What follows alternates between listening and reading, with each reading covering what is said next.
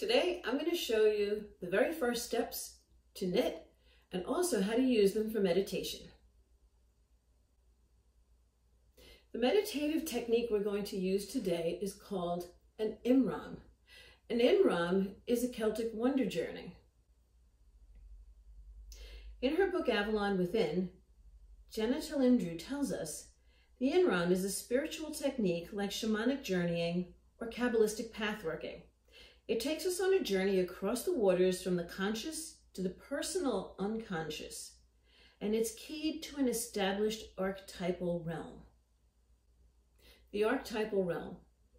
To put us all into the same one, today we're going to use a tarot card. Now, whether you believe the tarot card is just a historical card game or a tool for divination, the one thing we can agree on is that the images show a wide variety of human situations, and there is one that's perfect for us today, and that is the Fool. Now, I'm no fan of the name the Fool. It has some negative connotations, but two authors shed some light on this. In Holistic Tarot, Benebell says the Fool is a harbinger of new beginnings, a path of unbound potential. That sounds good. And Kim Huggens says in Tarot 101, the Fool is the eternal student, and that approaching something with the open, clear mind of a beginner eager to learn is essential for learning and growth.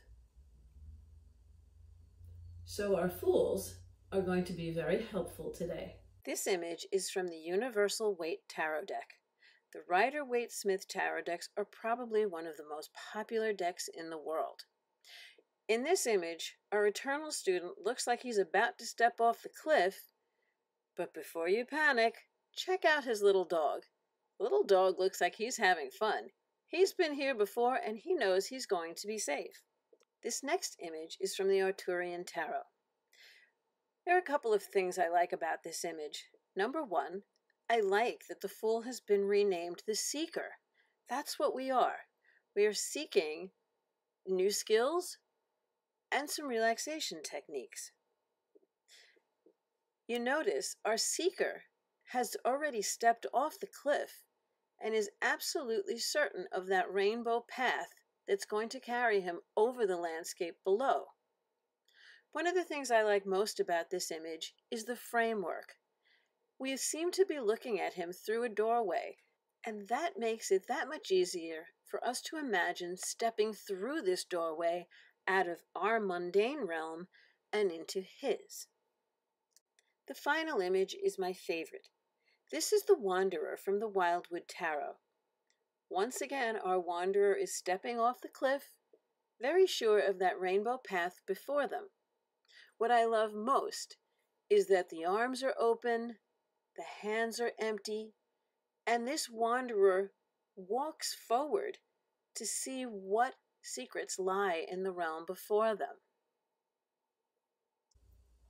Now let's get to the knitting. So what are we going to need? Like the Fool, we travel light. We're going to need yarn or something that's yarn-like. It can be a ribbon, it can be a string, it can be a shoelace. We also need a needle. Knitting needles, this one happens to be bamboo, are just rounded wood or metal that's tapered at the end. If you don't have one, you can sub in a pencil, same shape, or even a pen. You're also going to want either a small notebook or a piece of paper and a pencil, because you're going to want to journal and take notes afterwards. Most knitting begins with a slip knot. Now, it may sound kind of complicated, but it isn't. It's really a variation on knots we make all the time. If I take a piece of yarn and I ask you to make a knot on the end, you're probably going to make a loop, poke that end through, and tighten up. What you get is a simple knot. It won't go anywhere. Let's take this out and move up away from the end, about an arm's length worth. Let's try the same thing here. Make the loop. You're going to tuck that tail through, and you're going to pull it all the way out. Once again, a simple knot. But this one has the potential to become a slip knot. So let's undo this and try with one simple change. You're still going to make the loop. You're still going to pull that end through, but this time you're going to catch it, a new loop, and pull the two tails. And what you see is it snugs up against the yarn. Will it slip? Yes, it will. So let's try this again. Around. Start to tuck through. Grab that loop. Pull the tails. And now, notice, one tail is at the end. The other is attached to the yarn ball. When you put this slip knot on your knitting needle, you want the loose end closest to you. So now you can just slip through the loop and pull one of the tails to snug up. Your slip knot should just hug the needle. It should be loose enough to slide, but tight enough that it won't fall off. And now you're ready for the next step.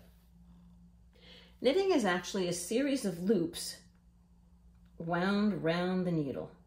But as you can see, simple winding is not very secure.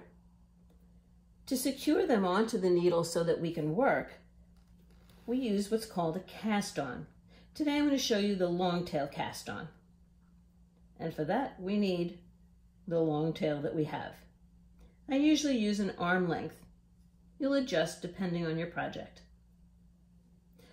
You're going to hold your two tails gently and make a little bird's beak. This little beak is going to go between them and separate them. And like a hungry bird, it's going to flip up, goal, and create what looks like cat's cradle. Hang on to your slip knot, but come a little closer to the tip because that's what we're going to be working with now. You're going to trace up your thumb and catch the first loop, down your index finger, and catch the second one. If you notice, there's a complete loop around the needle and your thumb. Bring your tip back out of that loop and hold on to the two stitches that are now on your needle. Release your left thumb and snug up, just like you did for the slip stitch. You now have two stitches on your needle. Let's go for a third. Grab your two tails, make your beak, poke it through, goal. Slide up your thumb, slide down your index finger, and now you can see the index finger yarn is green, my thumb yarn is yellow. So I'm going to bring the tip of my needle back out of that yellow loop. Make sure I'm not going to lose that new green stitch. Release my thumb and snug it up. Notice you have to work it a little bit to get it to look like the other two. What you want is to keep them all even. Let's do some more. Grab it gently, make your beak, poke your beak through. There's your goalposts. Slide up your thumb, down your index finger, and through that loop. Snug it up. What I find easiest, once I get up my thumb, down my index finger, is I use my left thumb to actually guide the loop over the tip of the needle. and then snug up. So what could possibly go wrong? Well, let's see. Grab it, come through, come up, start to go backwards. Well, that's not going to work. That's just making something strange looking down there. What do? Well, chances are it'll fall off. Just take that loop off and go back to the ones that you know are secure. Straighten out your tails. Make sure the short one's in the front. Grab them. Go between them. Up the thumb. Down the index finger. What if I miss this loop? Well, again, things are looking sort of messy, and they're not really connected so well. So again, the tip-off here is it's the wrong color. Hang on to the good ones, slide down, and just coax that funny-looking stitch off.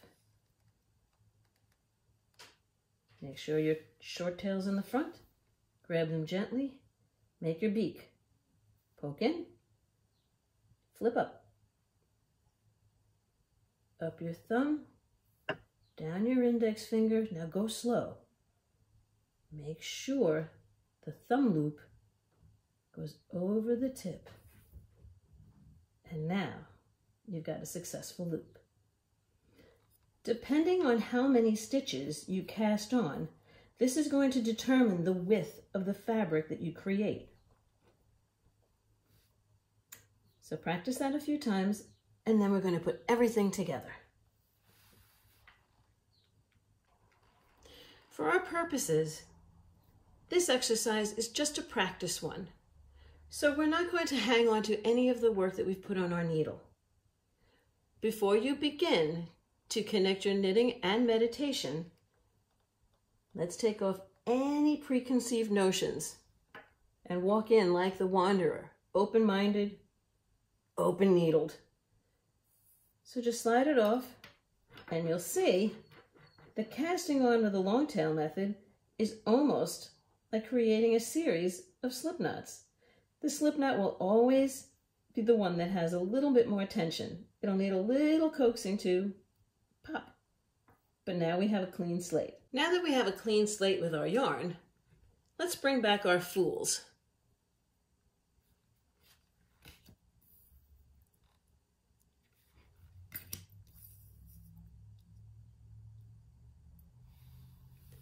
Remember that archetypal realm? First, we need to choose the one that we want to visit. Is it the sunny cliff? Is it that rainbow road over the landscape below? Or is it the road to those mysterious woods?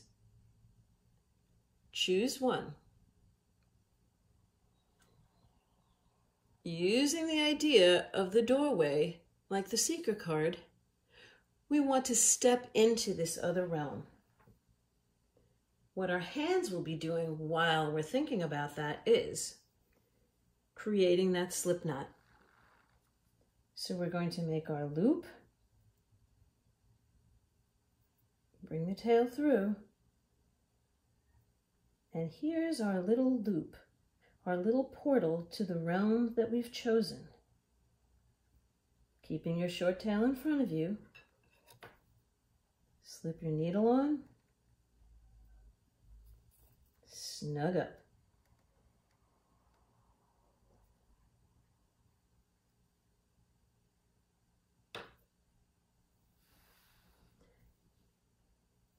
As you use your imagination to step through into this new realm, take a moment to breathe in and breathe out. You can do this a few times until you know that you're calm and ready to take those steps on your rainbow ridge. When you're ready, gently grasp your two tails and begin to cast on.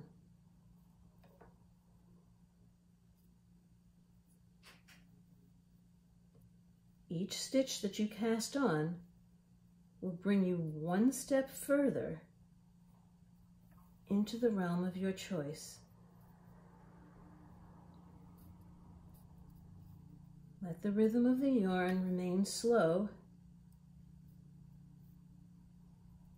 and imagine yourself walking away from your doorway and into the realm. Look around you.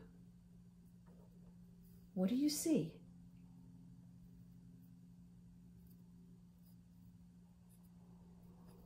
Use all your senses. What do you hear? What do you smell? What do you feel? How's the temperature? What's under your feet? Are there people around? Animals? Plants? Try to notice as much as you possibly can.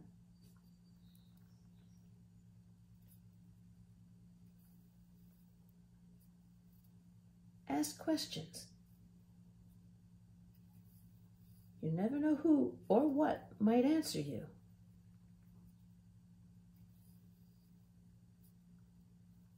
Where does your rainbow road lead? What's the dream? What are the hopes and desires?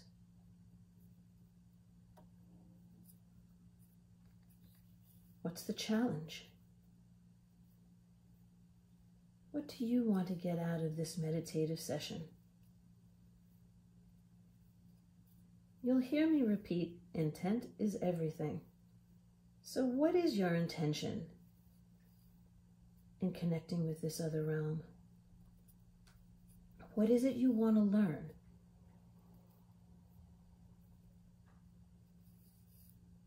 Sometimes we hear that the fool is on the fool's journey to discover themselves. It's not a bad place to start. If you have a more specific question, feel free to ask. Continue to explore, look around, interact, and stay open for answers. They may not all be spoken. Might be a feeling. One of your senses may get excited. Maybe a question or a symbol or something that's just a little out of place that's trying to get your attention. Take note of that and keep walking around, exploring, and casting on until you literally get to the end of your rope and you can cast on no more.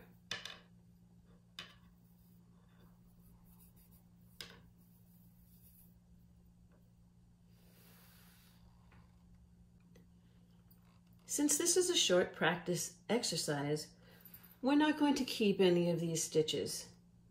All of these will eventually become stitches that your project will grow from. For today, we're going to take our leave of the realm you chose. It's time to go home to our own. So gently work your stitches toward the tip, and as you let them pop off one by one, thank anybody or anything who has helped you. Ask if you can return. And start to work your way back toward that doorway, that archway, that window, your entry point. You can pull a few off. Work your way back. Thankful for any insights you've gotten, any leads, any new questions. anything you've experienced.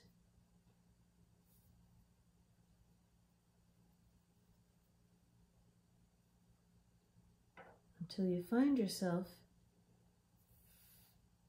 back at the doorway where you began. Step back through, close it, and take a grounding breath. Let it out. Repeat.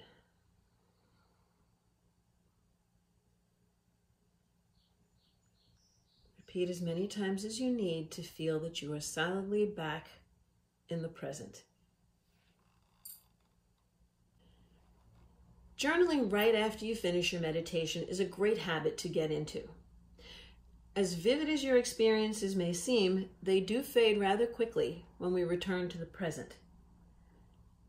Keep a running log of symbols you've seen, recurring elements, other questions that might occur to you. Repeat this exercise. Repetition is muscle memory for our minds as well as our fingers.